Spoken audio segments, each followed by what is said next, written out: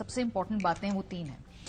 کیا آج کے اس فیصلے کے بعد ہم یہ طے کر لیں کہ ریاست نے ٹھان لیا ہے کہ کسی بھی عورت کی یا طلاق یافتہ عورت کی جو ماہواری ہے، اس کا جو عدت کا معاملہ ہے، وہ اب ریاست کا بزنس بن گیا ہے، ابھی ریاست یہ طے کرے گی. وہ خاتون کی گواہی ایک طرف، اس خاتون کا ایفیڈیوٹ ایک طرف، اگر ریاست سمجھتی ہے کہ یہ سچ ہے یا نہیں ہے تو وہ مجاز ہے اس کا فیصلہ کرنے کی. اس خاتون کی گواہی مجاز نہیں ہے کسی بھی خاتون کی عدت یا ماہواری کے حوالے سے. جی بالکل، یہ ایک بڑا اہم پوائنٹ آیا تھا سامنے، لیکن عدالت نے اس کو نہیں مانا. انہوں نے یہ کہا ہے کہ آپ نے 17 فروری کی جو ایک تقریب مانی ہے، انہوں نے کہا تھا کہ ہمارا نکاح جو ہے وہ 1 جنوری 2018 کو ہوا تھا اور 17 فروری کو جو فیملی تھی ان کے ساتھ ایک تقریب جو ہے وہ کی گئی تھی اور اس تقریب کا اس کے ساتھ کوئی تعلق نہیں ہے، تو اس لیے ہمارا جو ہے وہ یہ ایفیڈیوٹ جو ہے وہ مان لیا جائے. اس میں مفتی سعید کا بیان جو ہے وہ بھی بڑا امپورٹنٹ ہے کہ مفتی سعید صاحب کا ایک بیان چلایا گیا کہ جس میں انہوں نے یہ کہا تھا کہ اگر خاتون کا کہنا جو ہے وہ مانا جائے گا. اس کا ویڈیو، پرانی ویڈیو تھی ایک، تو اس پہ جو مفتی سعید صاحب ہیں وہ تھوڑے سے انہوں نے وضاحت کر دی. انہوں نے کہا کہ نہیں، وہ ایک خاص اس کے لیے تھا اور اس کو جنرل آپ نہ لیں. حالانکہ وہ جو بات کر رہے ہیں وہ ہے جنرل نیچر کی، جو بات مفتی سعید صاحب جو ہے وہ بات کر رہے تھے. اس کے علاوہ اس میں ایک 2 اور بڑے امپورٹنٹ پوائنٹ تھے. ایک تو خاور مانیکا صاحب نے 2014 سے 17 تک جو شادی سے پہلے کے تعلقات کے حوالے سے بھی کافی وہ الزامات لگائے. اس طرح ایک جو ان کا ملازم تھا اس کو بھی لے کے آئے، خاص طور پر لطیف کو بھی لے کے آئے، اس کا بھی بیان جو ہے انہوں نے ریکارڈ کرایا.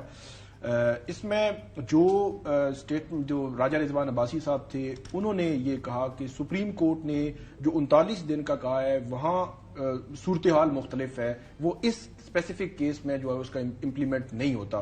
لیکن سلمان اکرم راجہ، وہی میں آپ کو بتایا کہ وہ اس بات پہ وہ آ رہے تھے کہ 39 دن سپریم کورٹ نے لکھا ہے، ایک خاتون ایفیڈیوٹ دے رہی ہے، ایک خاتون آپ کو قرآن پاک پر حلف دینے کے لیے تیار ہے، اور اس کے ایک پرائیویٹ جو ہے وہ معاملے کو آپ جو ہے وہ اس طرح اگر آپ دیکھیں گے، یعنی کہ اگر ایک خاتون کہہ رہی ہے کہ میری عدت مکمل ہوئی ہے یا مجھے اتنی دفعہ یہ ماہواریوں کے بعد میں نے نکاح کیا ہے، تو اس کی سٹیٹمنٹ کی ویلیو نہیں ہوگی.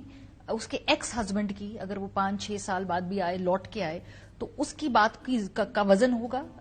کیا یہ بھی ہم سمجھے کہ اس کو آسان زبان میں ہم ایسے کہہ سکتے ہیں؟ جی بالکل، یہ چیز تو، یہ پوائنٹ تو بہت امپورٹنٹ ہے کہ 6 تو کیا، پھر تو یہ آپ یہ کہیں کہ 15 سال بعد بھی کوئی اگر باقی کیسز پہ اس کا اطلاق ہوگا نا، اس ججمنٹ کو اگر دیکھا جائے تو کوئی ہسبینڈ 10 سال کے بعد بھی جا کر یہ چیز جو ہے وہ لے کے جائے کورٹ کے سامنے اور یہ کہے اچھا اس کا ان کا رائے، ان کا معاملہ کیا تھا.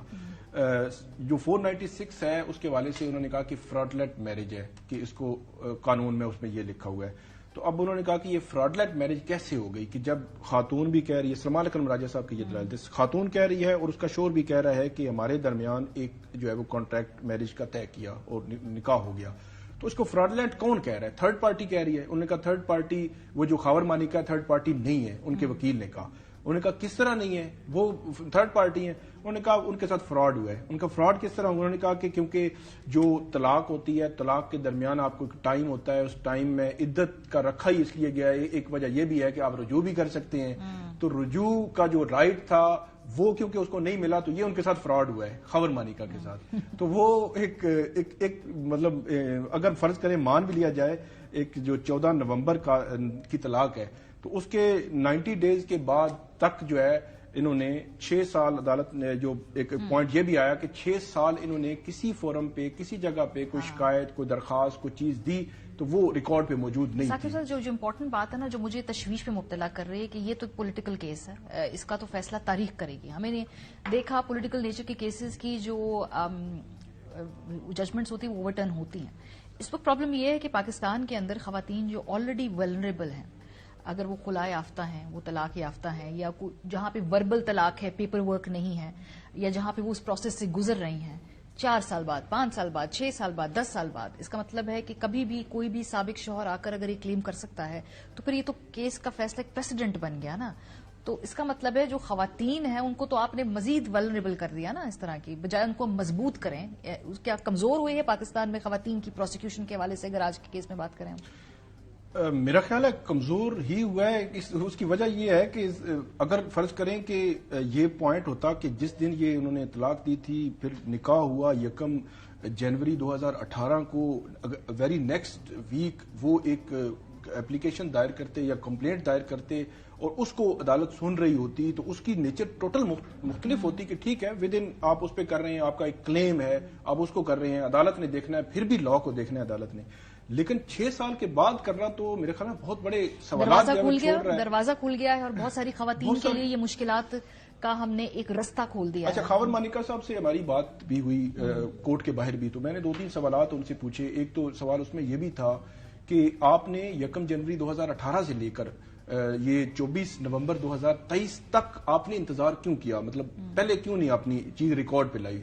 तो उसका कोई खास जवाब तो उन्होंने नहीं दिया। उन्होंने कहा कि इनकी वजह से मैंने नहीं कहा। ये बात चूंकि कोर्ट में भी उन्होंने कहा, बुशरा बीबी को जब मुखातब हुए आपस में तो उन्होंने कहा कि आपकी वजह से, तुमने पता नहीं बेटों को कहा था तो इसकी वजह से मैं रुका रहा। तो बाहर भी उन्होंने इस तरह की बात करने की कोशिश की।